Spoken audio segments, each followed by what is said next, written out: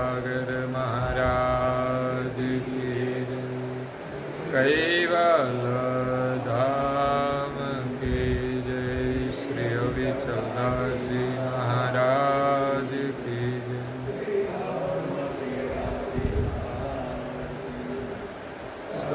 केवल साई सत्य साई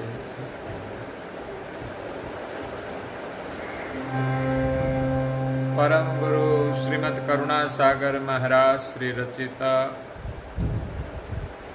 पंचम श्वसन वेद यानी पंचम सूक्ष्म वेद जंगम तिलक चिंतामणि स्कंद है तीसरा और चौपाई नंबर है 79।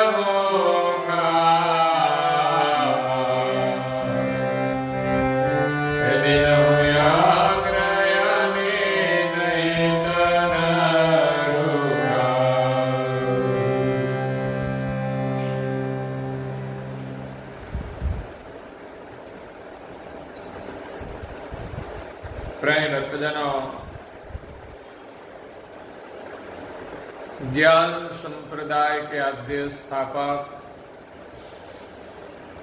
अनंत ब्रह्मांडाधीश केवल कर्ता के परम विशेष अंश सकर्ता सिद्धांत का प्रतिपादन करने वाले पंचम श्वसन वेद के रचयिता अनंत अंशों के तारणहार नव बुद्धि के सागर कैवल धन धुरंधर महान समर्थ परम श्रेष्ठ परम विभूतिवान परम दयालु परम कृपा निधि सर्वज्ञ दिव्य परम गुरु श्रीमद करुणा सागर जी महाराज जगत के जिज्ञासु और मुमुक्षु अंशों को यथार्थ ज्ञान का उपदेश देते हुए स्वरचित पंचम श्वसन वेद ग्रंथ के तीसरे स्कंद में जंगम तिलक चिंतामणि का वर्णन करते हुए कहते हैं कि जंगम जाति के जितने भी शरीर है वो सब अणि अग्रगति से उद्भव होते हैं। सबसे पहले वर्णन किया आद्य पुरुष निरंजन ज्योति की उत्पत्ति भाल तिलकवत, शक्ति की ज्योति भाल तिलकवत, तीन गुण की उत्पत्ति भाल तिलकवत और निरंजन से 84 लाख प्रकार के जो बीज उत्पन्न हुए वो भी अणि अग्रगति से उत्पन्न हुए। 14 लोक के सभी शरीर अणि अग्रगति वर्तमान करते हैं। 4 प्रकार की वाणी का वर्तन अणिअग्र स्वरूप से होता है और शरीर की सभी इंद्रियां अणिअग्र है। हाथ पैर नयन नासिका जिह्वा हाथ खून और 4 अंतस्करण का वर्णन किया कि वो भी अणिअग्र गति से 14 लोक तक वर्तमान करते हैं। मन बुद्धि अहंकार चित्त। और आगे परम गुरु जी कहते हैं कि 10 अवतार विष्णु के धरे जे हिंदू संस्कृति की मान्यता के अनुसार विष्णु पृथ्वी पर अवतार लेते हैं। ऐसे तो कहा जाता है कि 4 युग में 24 अवतार होते हैं, लेकिन मुख्य 10 अवतार माना गया है। सतयुग में 4 अवतार, त्रेता में 3, द्वापर में 2 और कलयुग में 1। 4, 3, 2, 1 10 अवतार होते हैं। मत्स्य अवतार, कच्छा अवतार, वराह अवतार, नृसिंह अवतार जो सतयुग में हुए, बाद में वामन अवतार, परशुराम अवतार, रामा अवतार जो त्रेता युग में हुए, द्वापर में 2 अवतार हुए, श्री कृष्ण और बुद्ध अवतार, और कलयुग में एक अवतार होने वाला है जिसको नकलंक अवतार कहते हैं।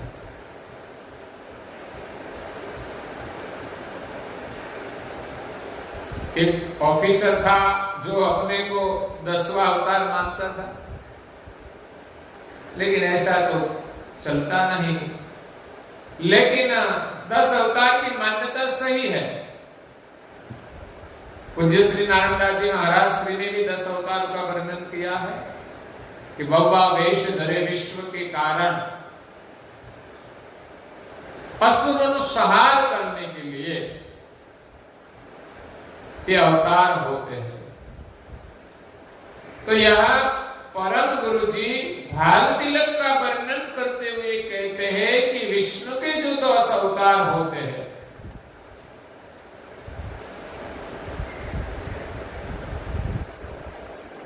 उनकी गति अनियंत्र है।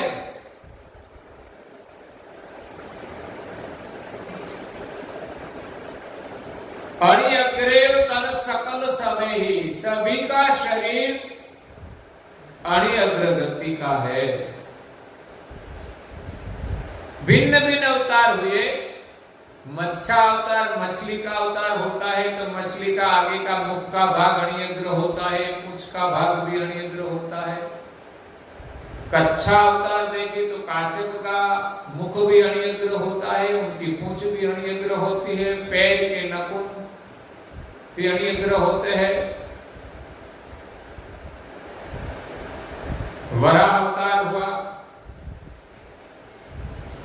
वो भी अणिअग्र अंग दिखाई देते हैं। नृसिंह अवतार मनुष्य और सिंह का समन्वय स्वरूप,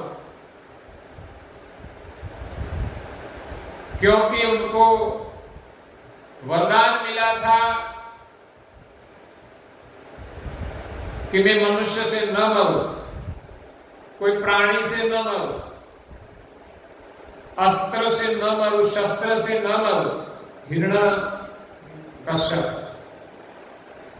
इसीलिए विष्णु ने ऐसा समन्वय रूप धारण करना पड़ा। ऐसी कोई योनि नहीं है, लेकिन विशेष गति के अंश है, इसीलिए सृष्टि के कार्य करने के लिए उनके पास कुछ सर्जनहार की दी हुई विभूतियां हैं।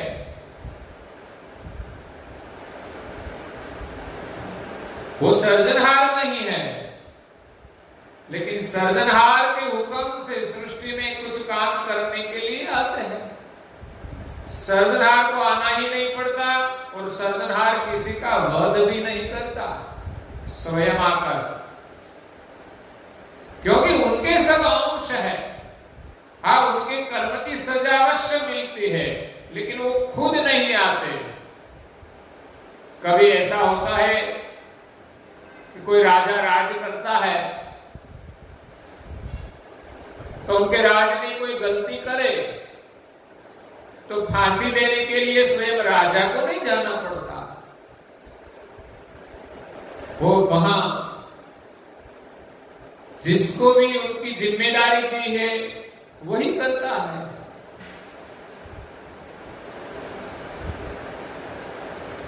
आज हमारे देश में प्रधानमंत्री है, तो कोई गलती करे तो पकड़ने के लिए भी वो नहीं जाता और कस्टडी में भी वो नहीं डालते।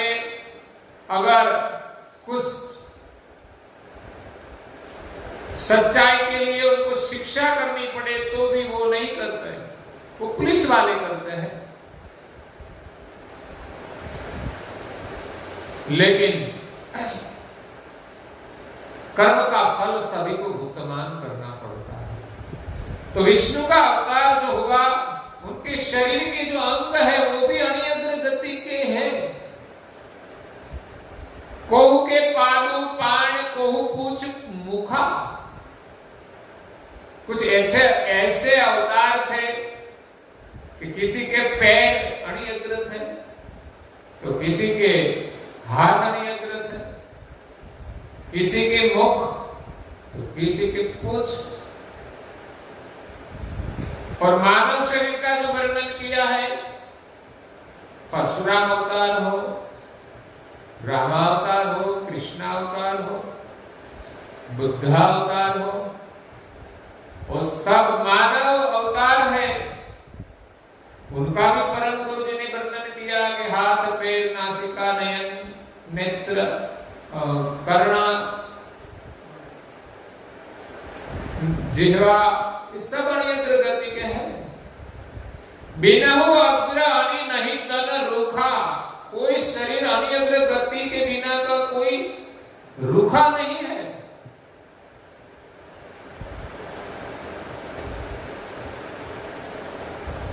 सब में अणियद्र गति वर्तमान करती है।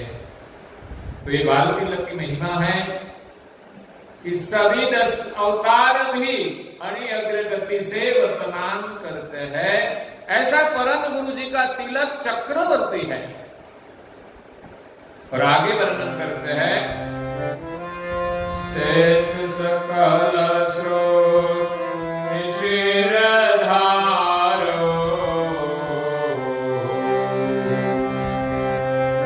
यही के पूछ फनी अनियाकारो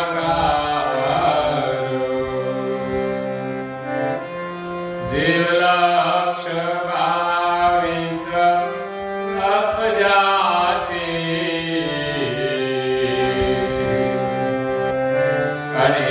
अग्रवतन सकल विजाति।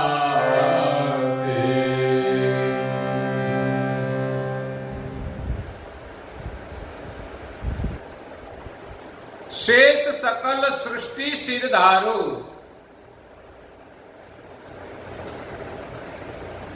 सर्जनहार ने शेष मुनि को पृथ्वी धारण करने का अधिकार दिया है, विभूतियां दी है। समस्त ब्रह्मांड के 6 महद देव है। जिस महद देव से इस ब्रह्मांड को धारण किया है, इसमें 3 देव को तो सब जानते हैं, ब्रह्मा, विष्णु, महादेव। चौथा है शेष मुनि, जिसने पृथ्वी को धारण किया है, उनको भी जानते हैं। लेकिन 2 देवताएं हैं जिनको ज्यादा लोग नहीं जानते।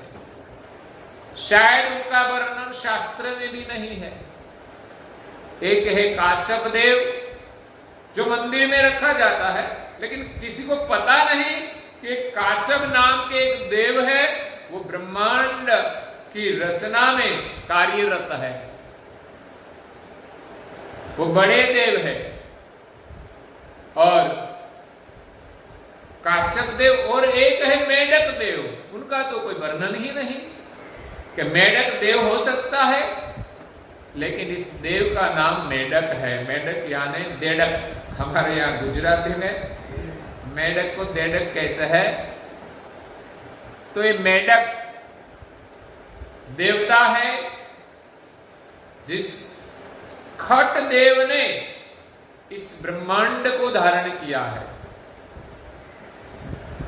ब्रह्मांड के शरीर पर इन 6 देवों का प्रधान निवास है।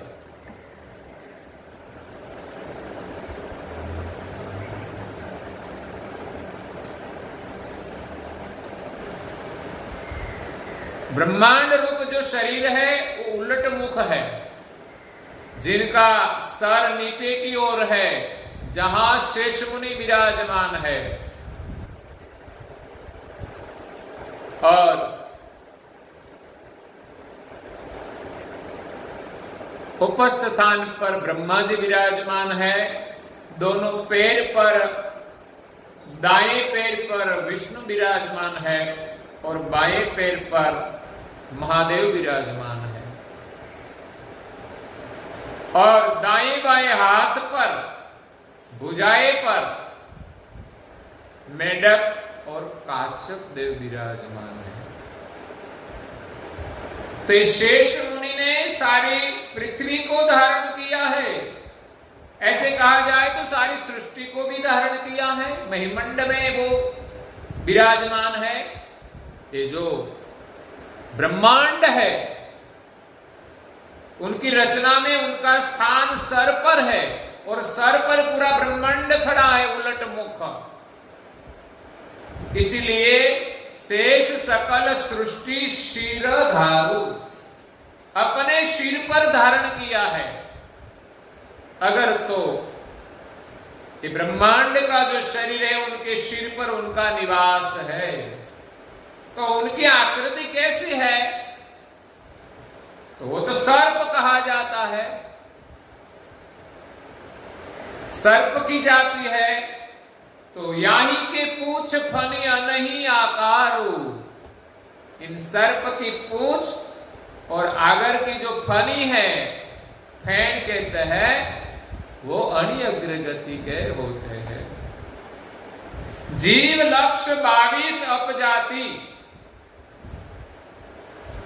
और 84 लाख प्रकार के जो शरीर बनाए हैं, इसमें 22 लाख जाति जलचर है। परम गुरु जी ने 84 लाख का वर्णन किया है। शायद कोई शास्त्र में हो या ना हो, लेकिन सर्जनहार ने जो 84 लाख प्रकार के शरीर का जो अंकुर निर्माण किए,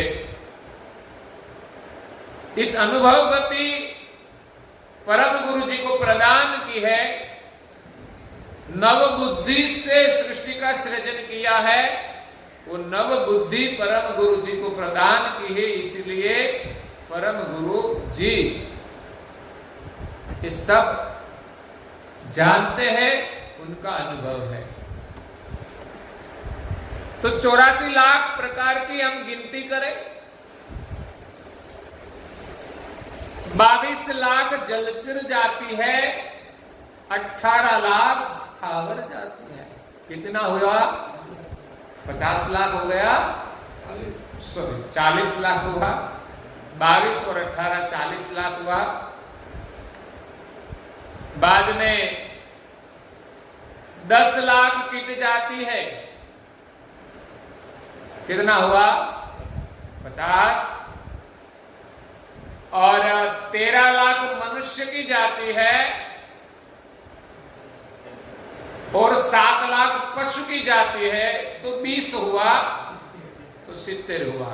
अब बाकी कितना रहा? 14 लाख रहा, वो पंछी की जाति है। तो 22 लाख जो जलचर जाति है, अनि अग्रेव तन सकल विजाति, जो भिन्न भिन्न प्रकार की है। शायद उसमें स्थावर जाति भी आ जाती है, क्योंकि जल में स्थावर जाति भी होती है। तो इन सभी जलचर जाति के भिन्न भिन्न प्रकार के शरीर अणि अग्रगति के हैं। जलचर जाति के जीव हम देखते हैं, कि मगरमच्छ होता है तो उनके भी मुख, पैर, पूंछ अणिअग्र होती है।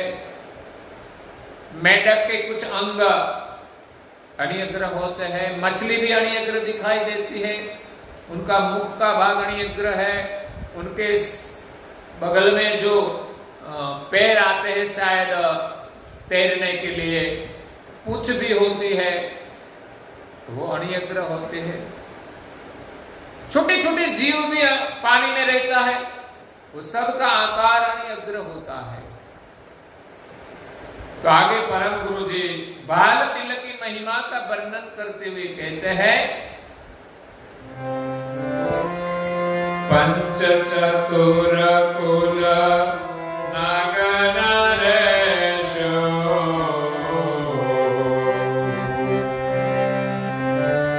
मुछ पुछ अनिअग्र सरेशो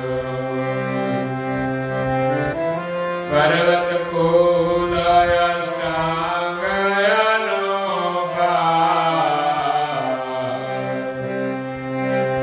बाल तिलकायने अग्र निरूपा। पंच चतुर, पंच का मतलब पांच, चतुर का मतलब चार। पंच चतुर 9, 5 और 4 9 कुल नाग नरेशु। नाग जो है सर्प की जाति, 9 कुल है उनका। उनका नरेश राजा शेषनाग है। मूछ पूछ अनिअग्र सरेशु, जो आगे वर्णन किया कि उनका मुख और पूंछ अनिअग्र है, इसलिए उनकी सभी जाति मुख पूंछ सब अनिअग्र होते हैं। पर्वत कुल अष्टांग अनूपा। पर्वत कितने हैं? अष्टांग, अष्टकुल पर्वत।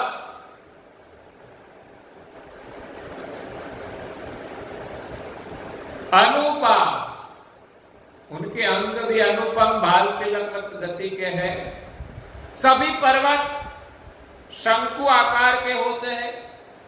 ऐसा नहीं कि भाला जैसी अनी हो, लेकिन दूर से हम देखें तो ऐसे शंकु आकार के अणिअग्र स्वरूप पर्वत सभी दिखाई देते हैं। उनको ही पर्वत कहा जाता है। कोई पर्वत माला भी होती है लंबी, तो उनकी टेकरियां होती है अलग अलग, वो सब अणिअग्र होती है। बाल तिलक अनिअग्र निरूपा, उनका निरूपण हम देखें तो बाल तिलक वत अणिअग्र होता है।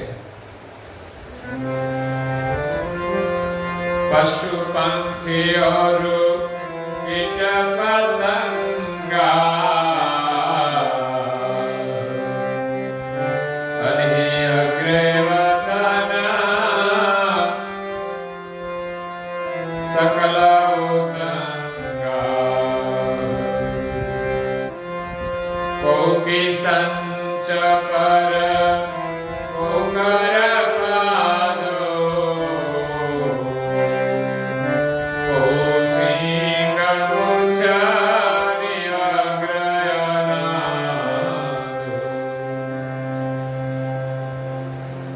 आगे जो 84 लाख प्रकार की जाति का वर्णन किया, पशु पंखी और कीट पतंगा। पशु प्राणी,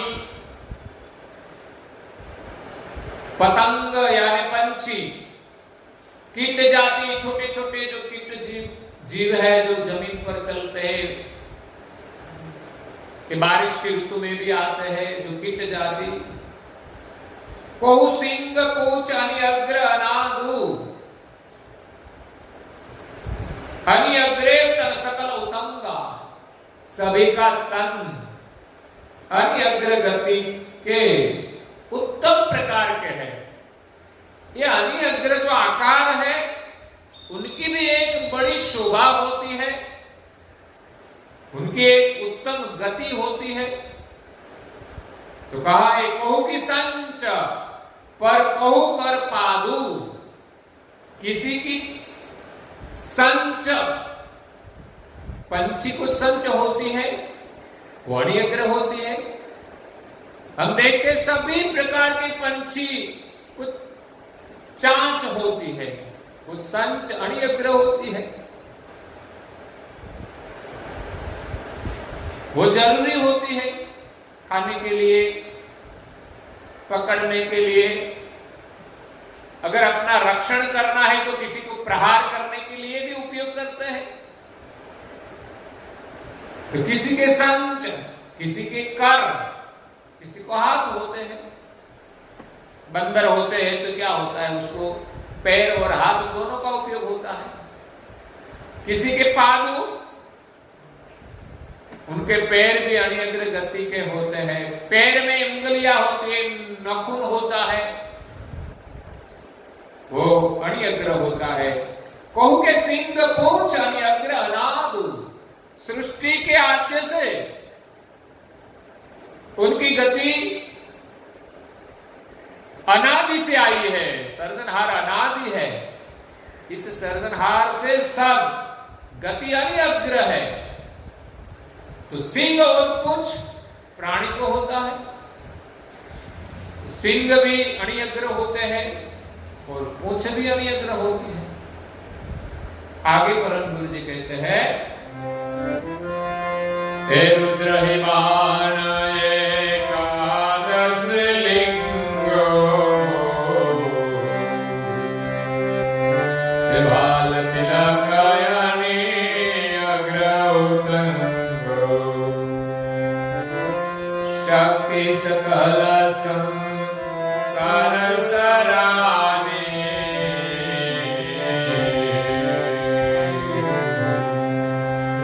हरि अलंकार सिर धर निशान, रुद्र ही बाण एकादश लिंगु, शिवजी के जो बाण होते हैं, रुद्र के बाण, एकादश लिंग, वो बाण यानी तीर, वो अणि अग्र होते हैं। शिव जी जो तीर चलाते हैं तमोगुण से,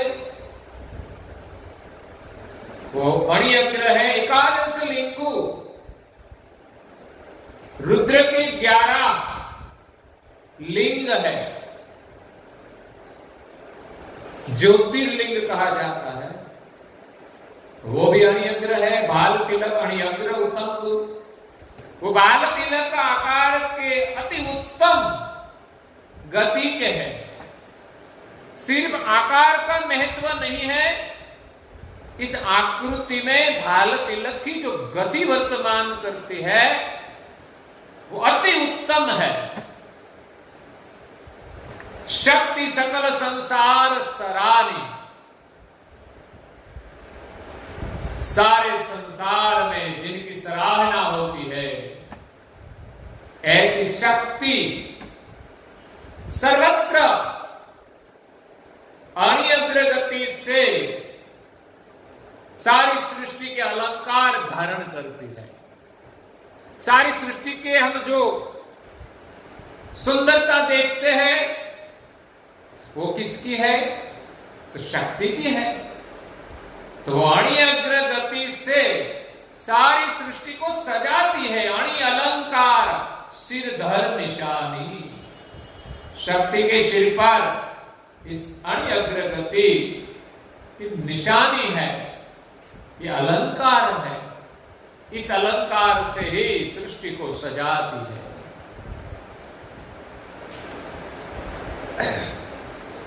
12 ज्योतिर्लिंग का वर्णन यहां किया है सोमनाथ जो हमारे गुजरात में है, मल्लिकार्जुन महाकालेश्वर,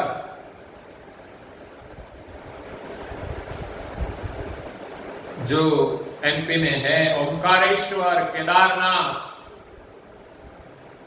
जो उत्तर भारत में है, भीमाशंकर, काशी विश्वनाथ जो काशी में है, त्र्यंबकेश्वर, वैद्यनाथम, नागेश्वर और रामेश्वर जो दक्षिण भारत में है, और गुरुणेश्वर, गुमेश्वर कहा जाता है। इसी के उपरांत गोमतेश्वर, नागनाथ, नागनाएश और वामेश्वर लिंग भी धार्मिक तीर्थ के रूप में प्रचलित है। ऐसे तो कई शिव के लिंग तीर्थ स्थान के रूप में पूजे जाते हैं, लेकिन यहां परम गुरु जी शिव के लिंग का वर्णन करते हैं कि सभी प्रकार के लिंग बाल तिलकवत गति के हैं। और आगे वर्णन करते हैं, प्रकृति नयन नाशाय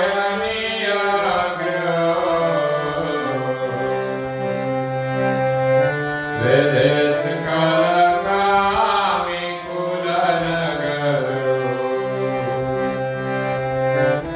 देव सकल के देवलानी के बाल तिलकवत अग्रयनी के। प्रकृति नयन नाशा अनि अग्रु, हमारी जो प्रकृति है, आंखों के ऊपर जो भ्रमर है, उनकी आकृति भी अनियग्र है। अनियग्र नहीं होती तो लोग क्या करते हैं, ब्यूटी पार्लर में जाकर बनाते हैं अनियग्र। प्रकृति नयन ना, सभी प्रकार के जीव शरीर उनके नेत्र होते हैं, वो अनियग्र होते हैं, छोटे हो या बड़े, उनका जो अग्रभाग होता है वो अणिअग्र होता है। नासा, शरीर की जो नासिका है वो भी अणिअग्र, पोपट की चांच जैसी नहीं, लेकिन आकृति अणिअग्र मानी जाती है। वेदे सकल कामी कुल नगरु, ये जो अणिअग्र आकृतियां है वो जिसमें रजोगुण है उनको आकर्षित करती है।